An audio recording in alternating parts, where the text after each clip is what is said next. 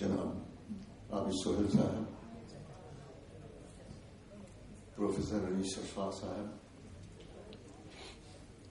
خواتین حضرات، یہ واقعی میرے لیے باعث شرف و افتخار ہے کہ آج کی اس محفل میں ایک مہمان کی حیثیت سے مجھے شریک ہونے کا موقع مل رہا ہے۔ ابھی تھوڑی دیر قبل ان دشواریوں کا تذکرہ ہمارے ساتھیوں نے کیا جو اس سوسائٹی کے ساتھ پیش آئے، لیکن اسی کے ساتھ ساتھ انہوں نے اپنے عزم و استقلال کو بھی پیش کیا کہ دشواریاں چاہے جتنی بھی ہوں، اگر کام میں خلوص ہے اور مخلص لوگ کام کرنا چاہتے ہیں تو پھر راستے کی دشواریاں خود بخود کم ہو جائیں گی۔ مشہور ترقی پسند شاعر مجروح سلطان پوری نے کہا ہے کہ میں اکیلا ہی چلا تھا جانب منزل، مگر لوگ ساتھ آتے گئے اور کارواں بنتا گیا۔ میں مبارکباد دیتا ہوں اس انجمن کے اراکین کو، ساتھیوں کو، کہ انہوں نے ایک بہت اہم کام کی ذمہ داری اپنے سر پر لے لی ہے۔ لکھنؤ اور مجاز کم و بیش لازم و ملزوم ایک دوسرے کے ساتھ ہیں۔ لکھنؤ کا جب تصور بھرتا ہے اور ماضی کی باتیں یاد آتی ہیں تو زیادہ پرانا ماضی تو نہیں ہے۔ میں نے خود مجاز صاحب کو دیکھا تھا تو ماضی حال میں تبدیل ہوتا ہے اور حال مستقبل میں تبدیل ہو کر کے زندگی کے کارواں کو آگے بڑھاتا ہے، ادب کے کارواں کو آگے بڑھاتا ہے۔ اور ہم جب اپنے بزرگوں کا احترام کرتے ہیں تو اس کا مفہوم یہ ہوتا ہے کہ ہم ماضی کا احترام نہیں کر رہے ہیں بلکہ اپنے خود وجود کا ثبوت فراہم کر رہے ہیں۔ تو میں اس سوسائٹی کے اراکین کو مبارکباد پیش کرتا ہوں کہ انہوں نے ایک بہت ہی ضروری اور اہم کام جو ہمارے اوپر قرض تھا، نئی نسل کے اوپر قرض تھا، انہوں نے اس کی ذمہ داری سنبھالی ہے۔ اور مجھے امید ہے کہ لکھنؤ کے اہل ذوق، اہل ادب، شریف لوگ، تمام لوگ ان کے ساتھ آتے چلے جائیں گے اور علم و دانش، تہذیب و تمدن کا جو کارواں وہ آگے بڑھانا چاہتے ہیں وہ آگے بڑھتا رہے گا۔ اور ہم لوگ ان تمام شعراء اور دانشوروں کو خراج عقیدت پیش کریں گے کہ جن کی وجہ سے لکھنؤ کا نام ہماری تہذیبی دستاویز میں شامل ہے۔ مجاز کو میں نے دیکھا تھا، لیکن یہاں پر وہ لوگ بھی موجود ہیں کہ جو اس جلسے میں بھی شریک تھے، جو جلسہ اس وقت ترقی پسند مصنفین کا ہو رہا تھا اور جس میں مجاز کا انتقال ہوا۔ یہاں پر جناب عابد سہیل صاحب تشریف فرما ہے، جہاں تک میری معلومات ہے یہ اس جلسے میں موجود تھے۔ شارف نورانی صاحب جو آج ہمارے مہمان خصوصی ہیں اور ابھی تشریف لانے والے ہیں، اور ان کے ساتھ عارف نقوی صاحب، یہ لوگ بھی اس ترقی پسند مصنفین کی کانفرنس میں موجود تھے جس میں مجاز کا انتقال ہوا۔ مجاز کی شخصیت کئی حوالوں سے عوام و خواص کی میراث ہے۔ خواص کی میراث تو اس لیے ہے کہ شعر و ادب سے ان کا تعلق رہا اور ایک نئے نظام کے مبشر و معمار بن کر وہ اپنی شاعری میں ہمارے سامنے ابھرے۔ شاید یہ بات جو میں کہنا چاہتا ہوں، مجاز کو کئی حوالوں سے ہم جانتے ہیں، وہ عوام کے لیے بھی اور خواص کے لیے بھی۔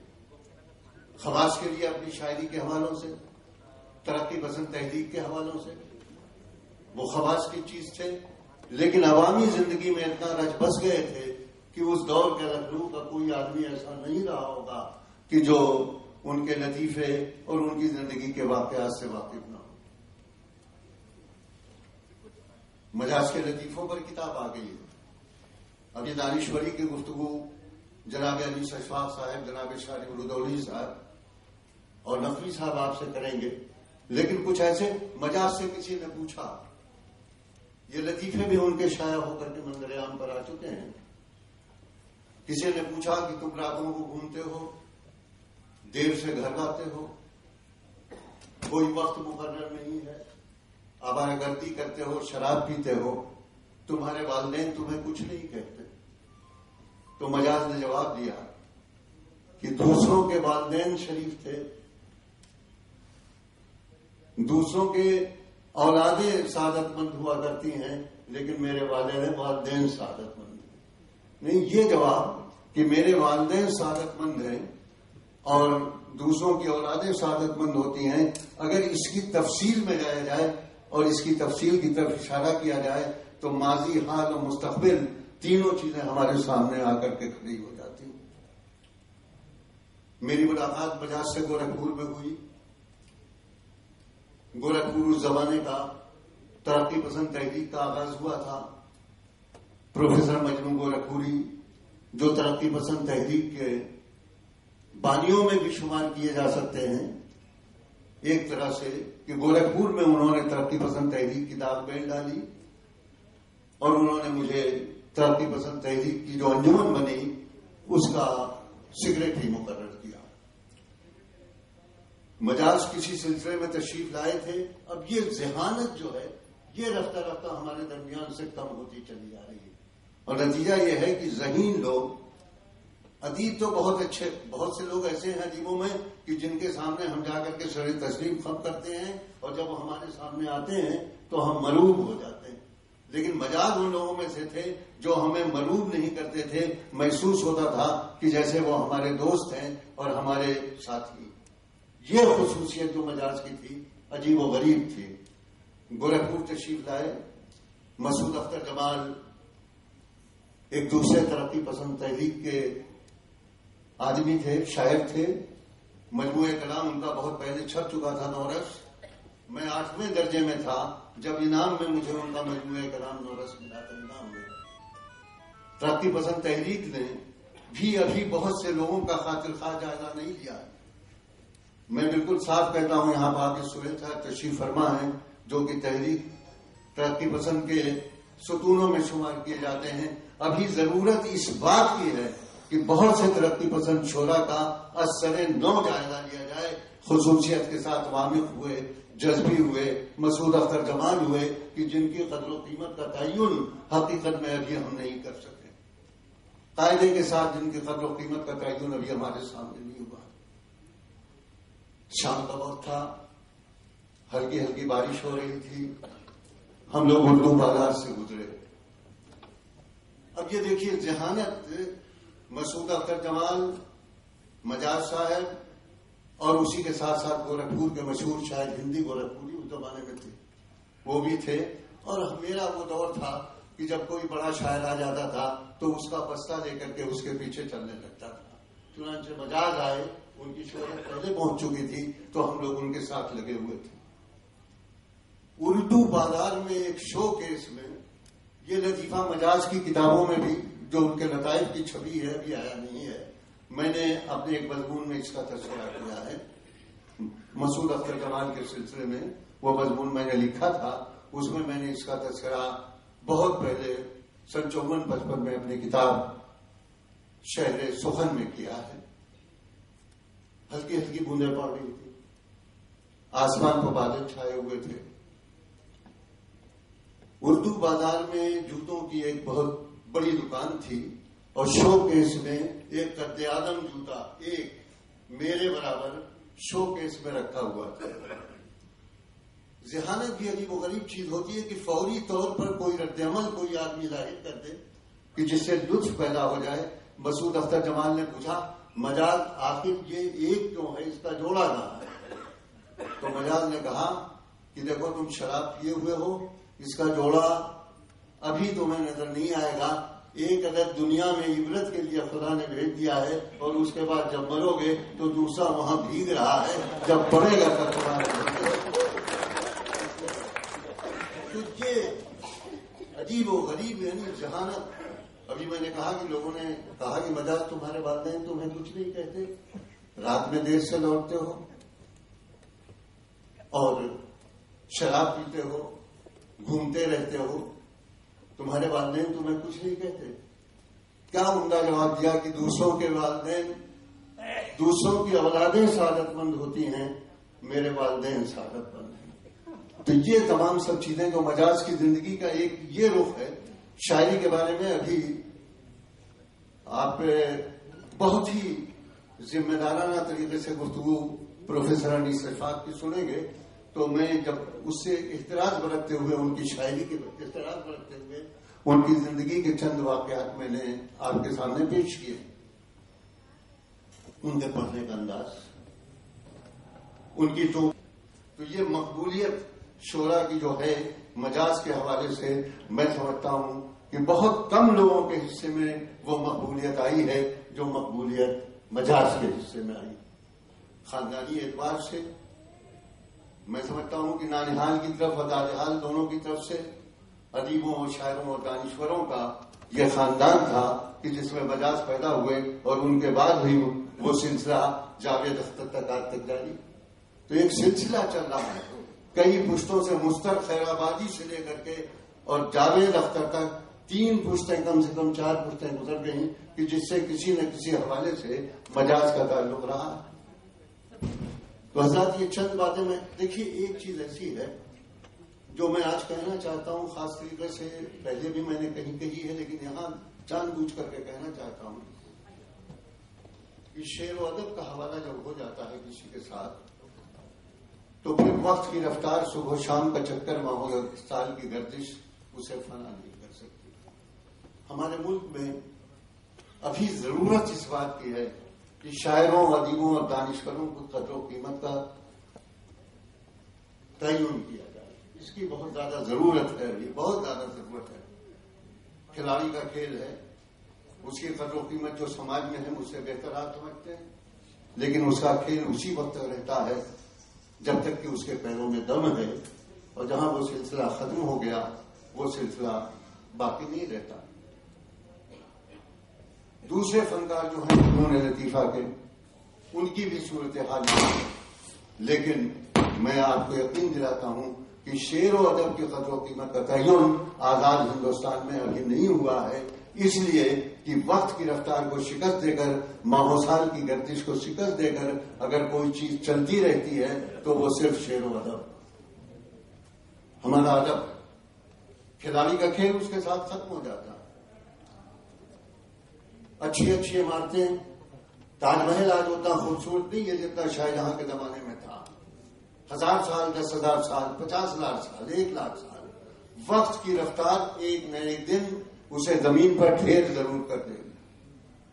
وقت کی رفتار کے آگے کوئی چیز ٹھہر نہیں پاتی، کوئی تاریخ بدل جاتی، جغرافیہ تبدیل ہو جاتا.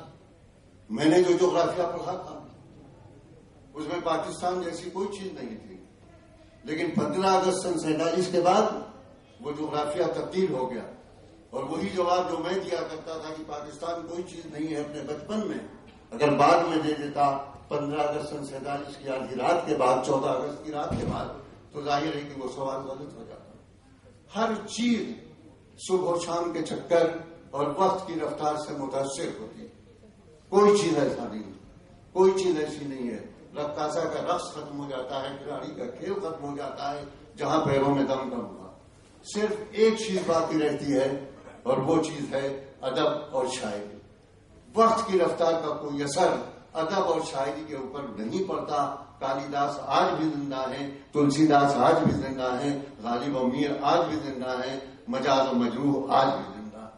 وقت کی رفتار کا ان کی شاعری کے اوپر کوئی اثر نہیں پڑتا، ادب کے اوپر کوئی اثر نہیں پڑتا. تو میں مبارکباد پیش کرتا ہوں اپنے ان ساتھیوں کو کہ باوجود اس کے کہ کچھ دشواریاں ان کی راہ میں آئیں لیکن انہوں نے ایک اچھا کام اٹھایا. اور میں سمجھتا ہوں کہ جتنے شریف انسان ہیں لکھنؤ کے رہنے والے سب کے سب ان کا ساتھ دیں گے، اس لیے کہ وہ ہمارے شعر و ادب کو ایک ایسے خراج عقیدت پیش کرنے کے لیے یہ انجمن بنائی ہے کہ جس کی وجہ سے لکھنؤ کا نام بھی زندہ ہے، اردو ادب کا نام بھی زندہ ہے، اردو تہذیب کا نام بھی زندہ ہے. میں نے جان بوجھ کر ان کی شاعری کے اوپر کوئی گفتگو اس لیے نہیں کی بلکہ شخصیت ہی پر میں مرکوز رہا، لیکن میں اپنے کو واقعی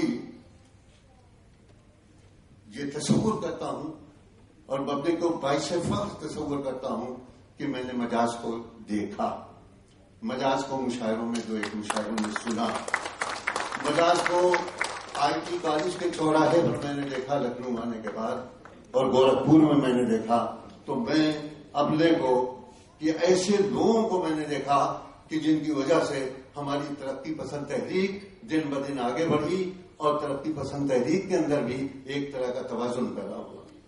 میں ترقی پسندی کو کوئی جامع چیز نہیں تصور کرتا، بلکہ ایک نامیاتی تصور ترقی پسندی کا میرے سامنے ہے۔ اندھیری رات میں اگر جگنو چمک جائے تو یہ ترقی پسندی، جہاں جگنو چمک رہا ہو وہاں لالٹین جل جائے تو یہ ترقی پسندی، جہاں لالٹین جل رہی ہے اگر وہاں بجلی کے کمکمے روشن ہو جائیں تو یہ ترقی پسندی ہے۔ اور اس ترقی پسندی کو جب تک کہ یہ دنیا قائم رہے گی کوئی ختم نہیں کر سکتا، ہم چاہے کتنی بھی اصطلاحات وضع کرتے رہیں، جدیدیت بنا لیں، ماں باپ کی جدیدیت بنا لیں، لیکن یہ ترقی پسندی جو ایک نامیاتی ہے، حقیقت کی طرح سے ہمارے ساتھ ہے، یہ کبھی ختم نہیں ہوگی۔ اور وہ لوگ مبارکباد کے قابل ہیں۔ ہمارے دو ساتھی جن کا ہم انتظار کر رہے تھے، جناب عارف نقوی صاحب جو آج کل جرمنی میں مقیم ہیں، اور پروفیسر شارف رودولی صاحب جو ہمارے لیے باعث فخر اس لیے ہیں کہ وہ لکھنؤ میں مقیم ہیں، حالانکہ انہوں نے اپنی زندگی کا بہت بڑا حصہ دلی میں گزارا، دونوں تشریف لائے، اور یہ دونوں حضرات اور عابد سہیل صاحب جہاں تک میری معلومات ہے مجاز کے انتقال میں بھی موجود تھے، اور ترقی پسندوں کے اس کانفرنس میں موجود تھے کہ جس میں اس وقت پورے ہندوستان کا نچوڑ موجود تھا۔ شاید کوئی بڑا ترقی پسند ایسا نہیں تھا شاعروں اور ادیبوں میں جو اس وقت موجود نہ رہا ہو۔ تو ہم مبارکباد پیش کرتے ہیں اس انجمن کو، یہ ایک بہت اہم کام انہوں نے کیا ہے۔ راستے میں دشواریاں آتی ہیں، آنے دیجیے، اور دشواریوں سے ہمارے جذبہ تعمیر کو اور بھی زیادہ تقویت ملتی ہے۔ اور مجھے امید ہے کہ انجمن کے یہ نوجوان لڑکے کہ جنہوں نے مجاز کے نام پر خراج عقیدت پیش کرنے کے لیے لکھنؤ نامی ابھی اس کے حوالے انہوں نے بتائے تنظیم بنائی ہے، دشواریوں سے تو کام کرنے کا جذبہ اور بھی زیادہ آگے بڑھتا ہے۔ تو امید ہے کہ یہ انجمن جس کے زیر اہتمام آج کا جلسہ ہو رہا ہے اور آج کا مشاعرہ بھی ابھی ہوگا، یہ انجمن دشواریوں کی پرواہ کیے بغیر اپنی منزل مقصود کی طرف گامزن ہوگی۔ مجاز کے ساتھ ترقی پسند تحریک کا بھی جائزہ لیا جائے گا، اور ان تمام لوگوں کا جائزہ لیا جائے گا کہ جن کی وجہ سے لکھنؤ کا نام روشن، منور، تابندہ اور تابناک ہے۔ شکریہ۔